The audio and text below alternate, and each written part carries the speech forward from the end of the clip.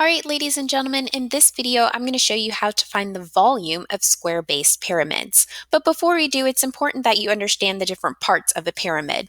So looking at our formula in the box over here, we have what is called h, which is our height. Notice how that goes at the top and it works its way down to the bottom, the center of your base here, which is your square. So that is your height, and it always forms that 90-degree angle. So that's one way you know what your height is.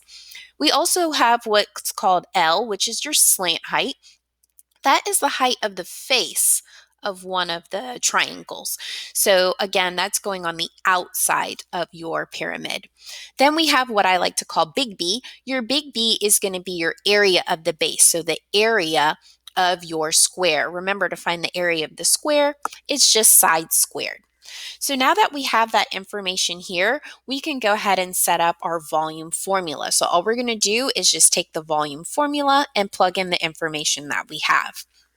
So volume of a square-based pyramid is volume equals, and we have 1/3 times big B. Now remember, big B is your area of the base, and I usually like to do this off to the side.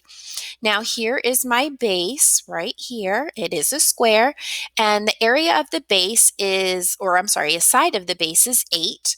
So all I would need to do is 8 squared. I know that 8 times 8 is 64. So now I know that the area of my base is 64. So I'm going to go ahead and go back to the formula where I have my 1/3 times area of the base, which is 64, times, and then we have the height. Notice we are not using the slant height. We need the actual height. So we're going to look here. Here's my 90-degree angle, and I know that that's going to be connecting my base to the height. And in this case, the height is 13 meters. So I'm going to go ahead and write 13 meters. Now that I have all of this information, I can go ahead and plug it into Desmos. So I'm going to go ahead and type that in as 1/3. And you don't want to put 0.33333 because that is repeating. So it's very important that you type in the fraction 1/3. Then I'm going to hit times, and I'm going to type 64, and then I'm going to do times 13.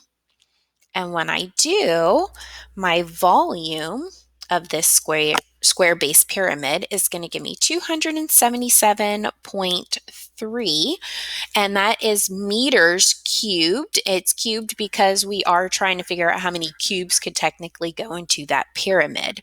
So again, to recap, that's all you have to do is look at your formula, which is 1/3 area of the base times the height. Again, we are not using the slant height. That's only used for surface area.